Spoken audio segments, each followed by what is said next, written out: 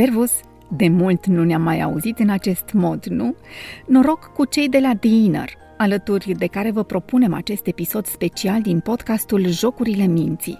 Un episod care este despre dopamină, fericire și relații. Sună promițător, nu? E o discuție cu Daniel Lieberman, renumitul autor de bestseller publicat în România în 2019 cu titlul Dopamina. Daniel vine pentru prima dată în România la conferința The Inner, care va avea loc între 3 și 5 iunie în Cluj.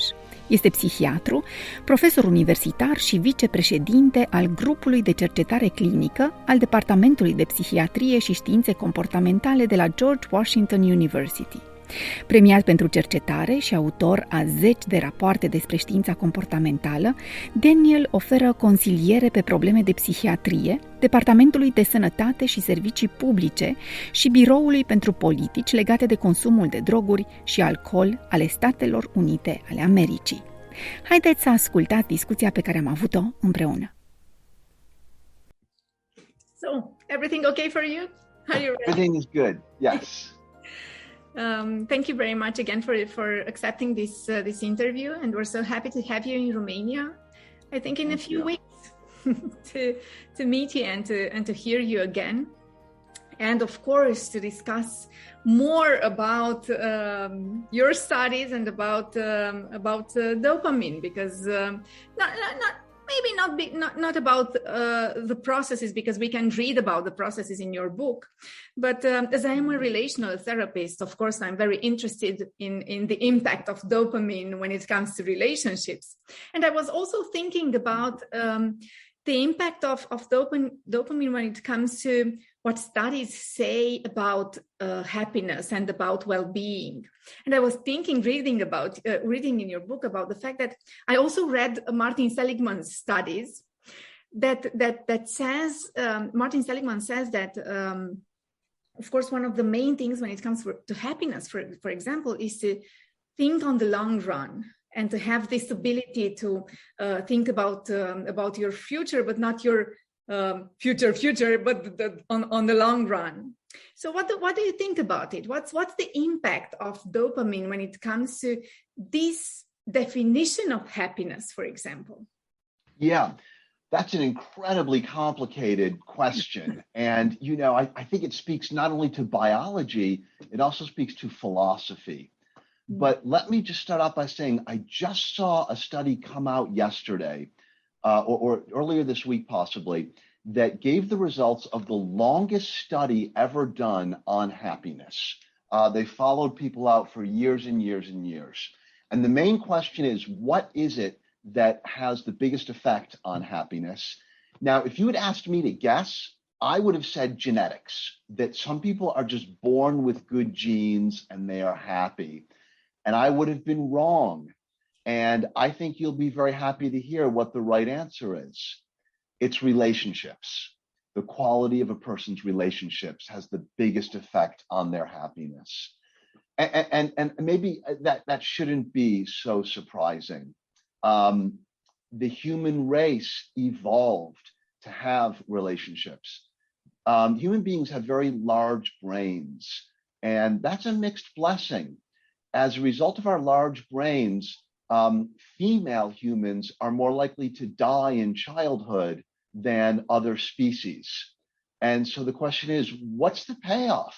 What do we get in return for this increased maternal mortality rate? And is it the ability to figure things out? Is it the ability to plan? That's part of it.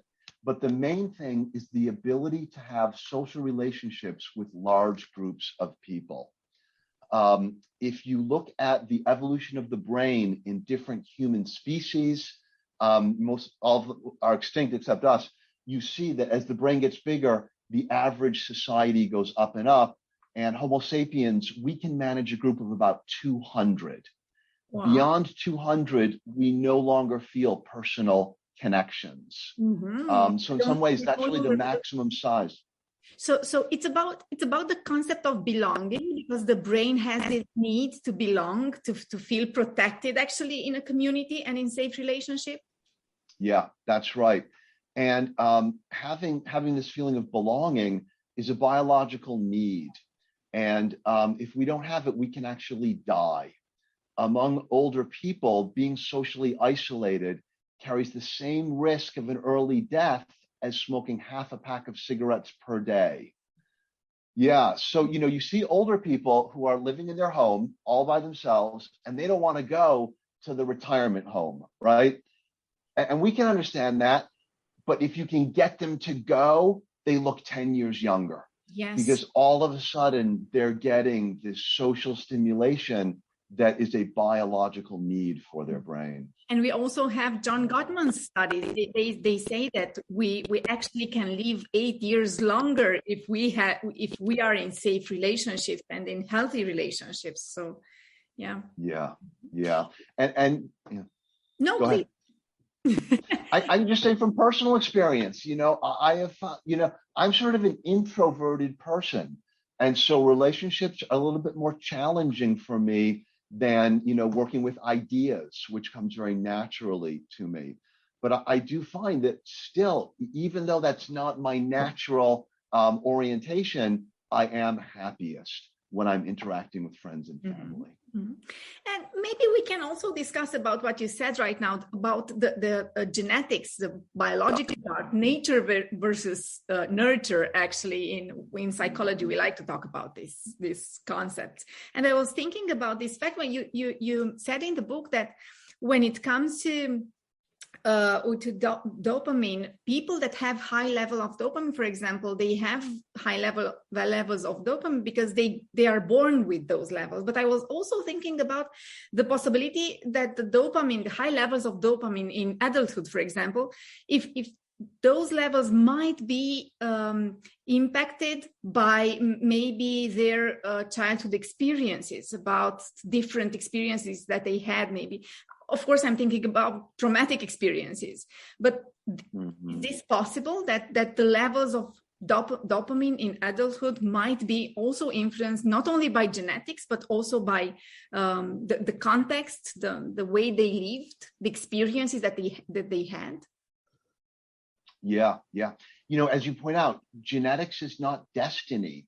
We're born with a certain set of genes, and those give us tendencies. But whether those tendencies will be expressed and to what degree is changeable as we go through life, and our upbringing is going to have a big impact on that. But that said, I don't think it's going to really influence the activity of those chemicals. I think what it's going to do is it's going to give us a greater or lesser ability to voluntarily make decisions about whether we're going to follow what our chemicals are telling us to do or say, no, that's not in my best interest. And I think that speaks to the long-term thing as well. So somebody who's born with with a dopamine system that tends to make them go for immediate gratification, unhealthy foods, alcohol, cigarettes, perhaps even drugs, they have the ability to say, you know what, that's not healthy.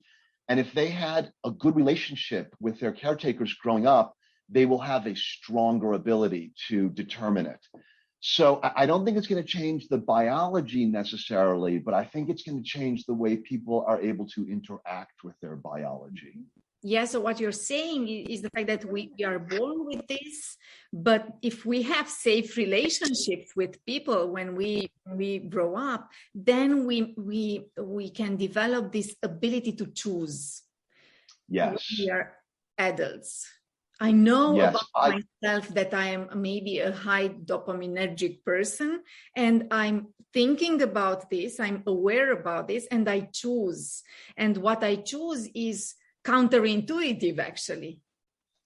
Yeah, that's right. I once interviewed a young woman who was applying for a position with the FBI. That's the national law enforcement. And they were worried about her because she had a history of being kidnapped by a paramilitary group in Central America. And they were afraid that she might have post-traumatic stress disorder and really melt down. So I did a very, very extended interview with her, and she did not. It was very hard for her, but she bounced right back. She had this incredible resilience. And we spoke about her childhood And she spoke about how every day after school, she would come home and tell about her day to her father, and that he would be emotionally engaged with what she experienced and how that made her feel. And I believe that that played a big role in the resilience she enjoyed for the rest of her life.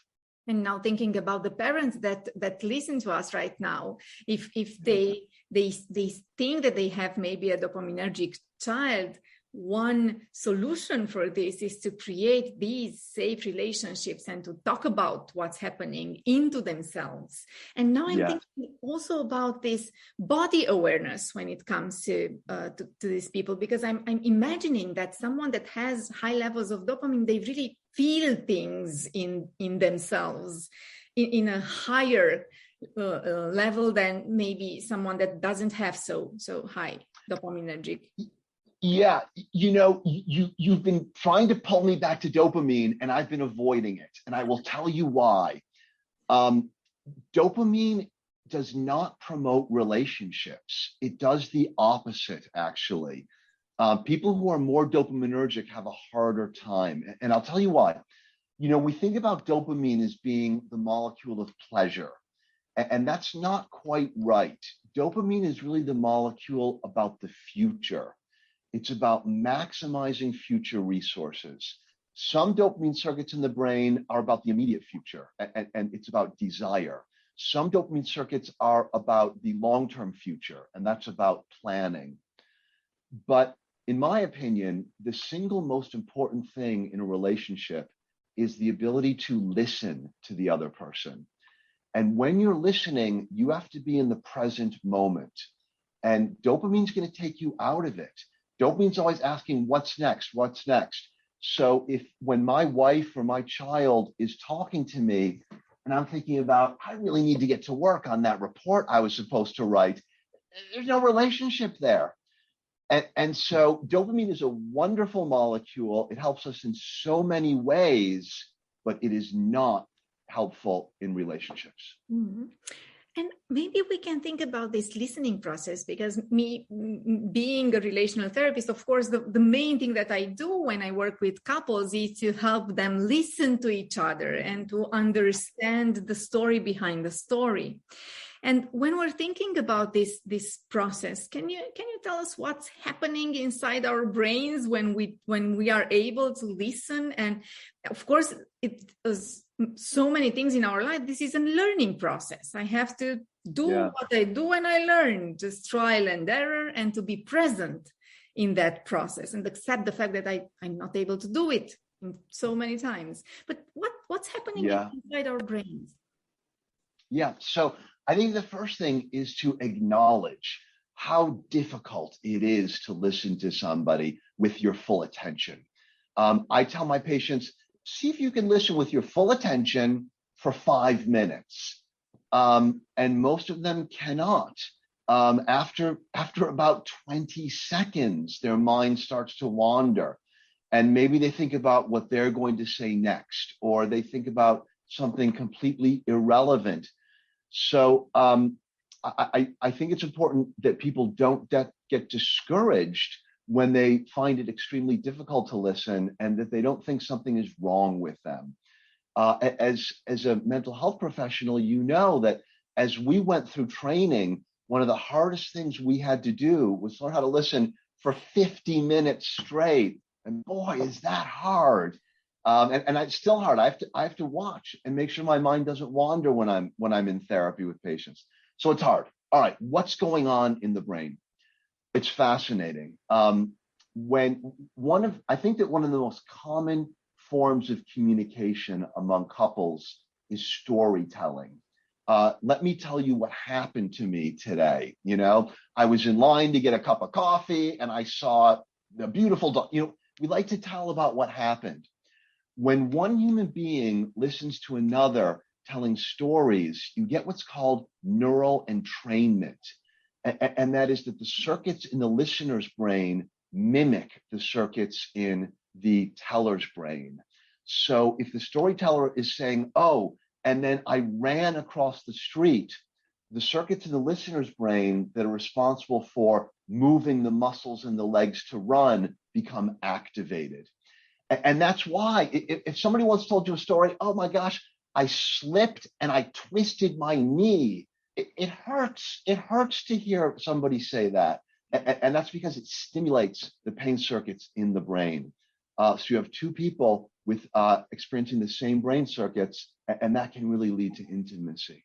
So this is such a big connection between two people. Me telling you a story and you feeling what I felt. Of course, not as intense as I felt it, but you feeling what I felt when I ran, for example. And, yes. and this is what we call mirroring, actually, in couples therapy. Yes, and the word sympathy comes from pathy, which means to suffer, and sin, which means with. And so sympathy is not understanding what someone is going through, it's suffering along with them. And in some ways carrying part of that burden so that it's lighter for the person who is seeking out the sympathy. So first of all, we have to train this ability to listen when it comes to our relational life, to train this ability to listen, because this is how brain produces this mirroring process. And when we do this, we suffer along.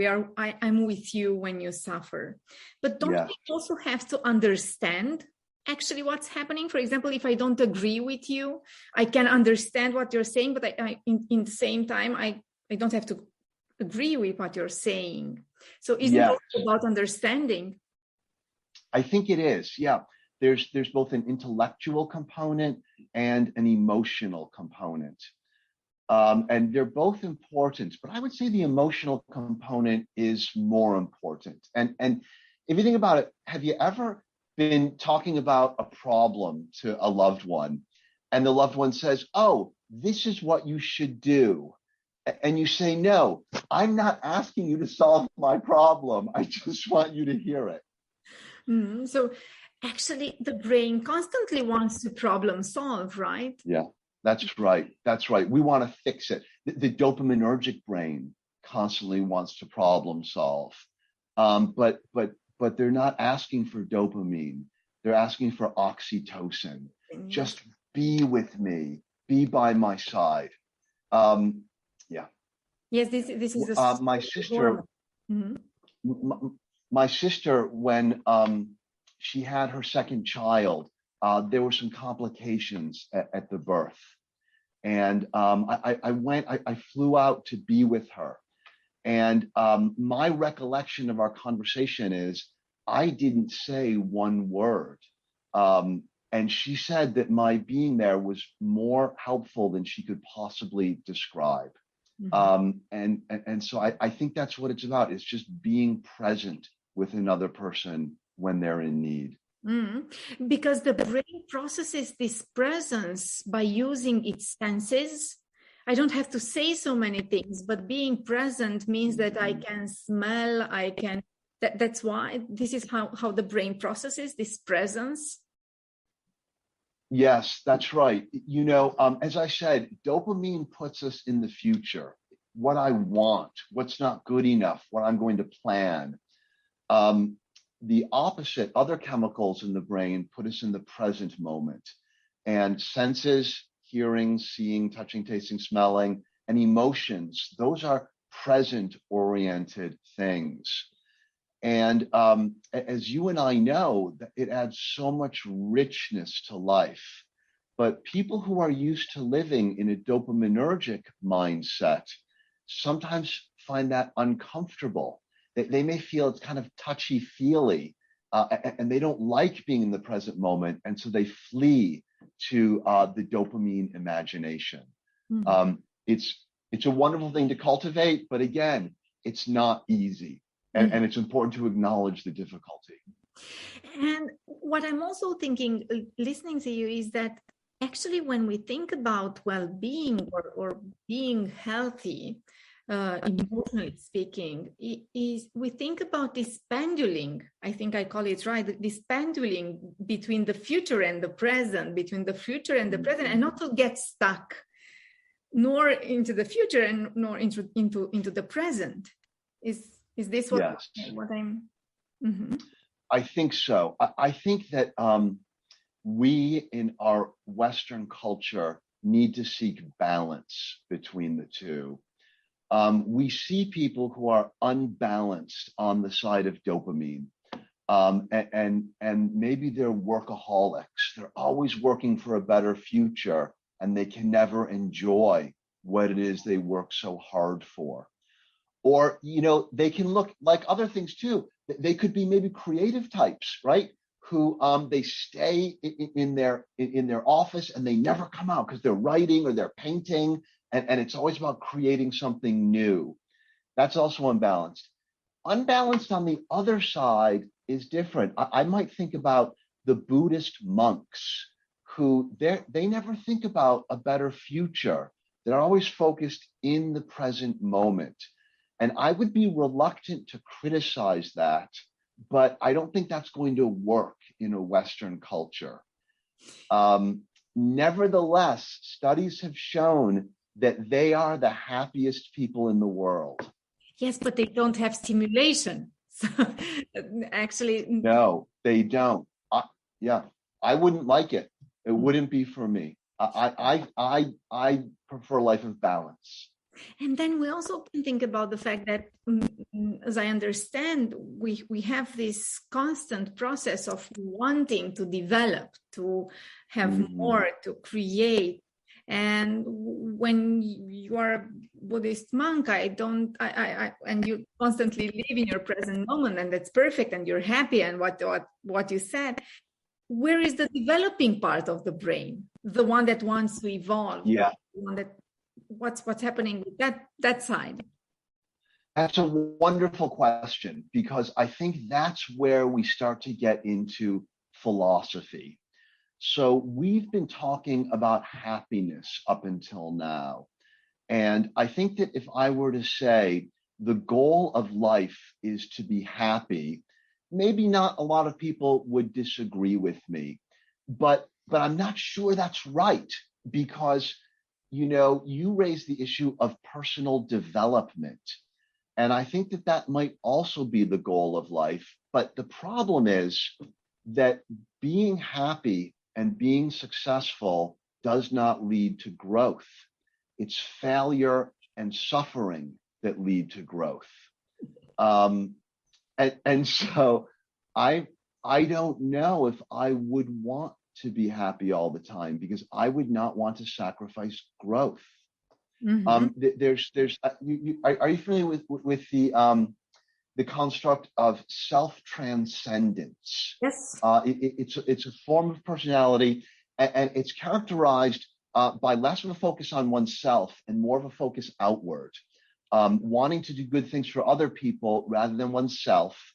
Not caring, not being dependent on what other people think of you, just feeling comfortable in your own skin.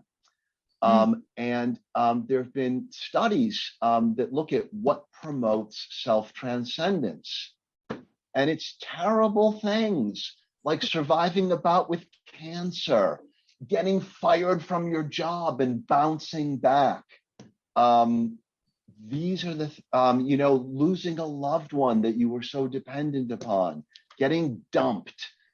These are the things that promote self-transcendence. So, being a human being is very, very complicated. We want to be happy, but sometimes suffering is better for us. Such a difficult journey, right?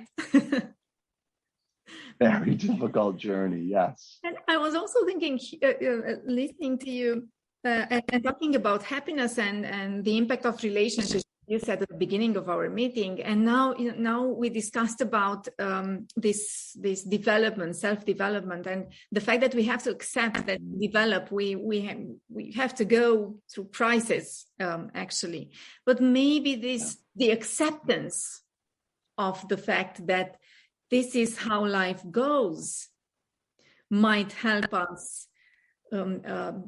Let's say to create the mechanisms that prompts us to feel happy in a future moment, because I understand the fact that now when I'm in a crisis, this might lead me to self-growth, And this might lead me to being grateful maybe or happy. Yes, I agree with you completely. I think that the best way to manage difficult situations and painful emotions is with acceptance. And I think that's hard because who wants to open themselves up to something bad? But I think that when people do practice acceptance, they find it's not as bad as they thought it would be. And usually the anticipation of something bad is worse than the bad thing itself. Mm-hmm. And acceptance doesn't mean like I'm patting myself on the back and say, oh, you have to accept this. But acceptance actually means the ability to be present in that suffering moment and say, this is what I'm living right now. This is what this is what I feel in my body, or these are my thoughts. These are my emotional reactions, right? Mm-hmm. Yes, yeah. Sigmund Freud spoke about the pleasure principle, that human beings pursue things that give them pleasure.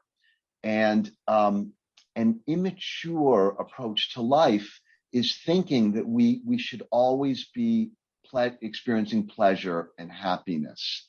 But he said that as we mature with successful maturity, successful growth, that's replaced by the reality principle, where it's not about how we want the world to be. It's about accepting that this is the way the world is. And so I think that a lot of acceptance is a mature transition from wishing things were different to saying, this is reality.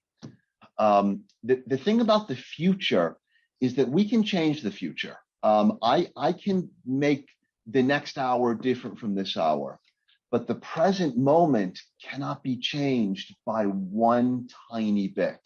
The present moment is what it is. And the only thing you can do is close your eyes to it or open your eyes to it and accept the reality.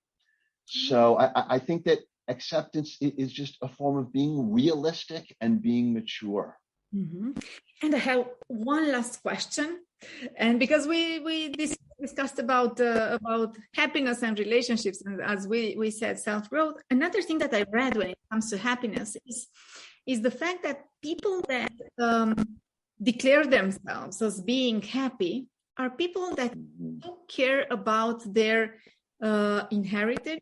I hope I say, and not a financial one, but not inherited, legacy, the legacy that they give to their children and to their grandchildren, but from a, again, philosophical point of view, like messages and values, and not from a financial point of view.